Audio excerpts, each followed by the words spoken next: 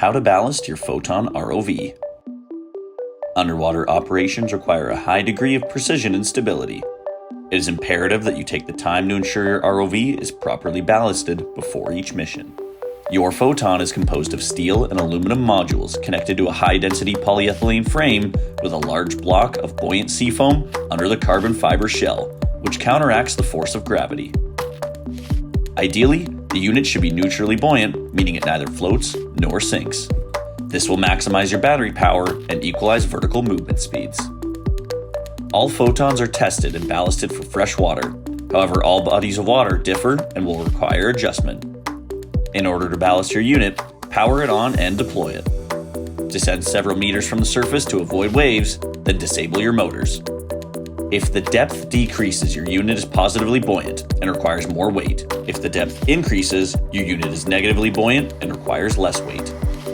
Observe the pitch and roll readouts. If they are off by more than 2 degrees, you may need to adjust the ballast blocks. This will only need to be done when adding and removing components to the unit. To adjust ballast blocks, unscrew the captured locking pin and pull it all the way.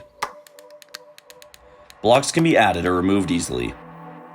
Slide the locking pin back in and tighten. Return the Photon to the water to assess your changes.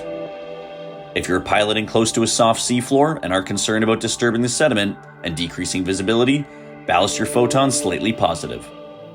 If you regularly stop your mission to take notes or perform other tasks, consider ballasting your Photon slightly negative so you can park it on the bottom and disable motors to save battery.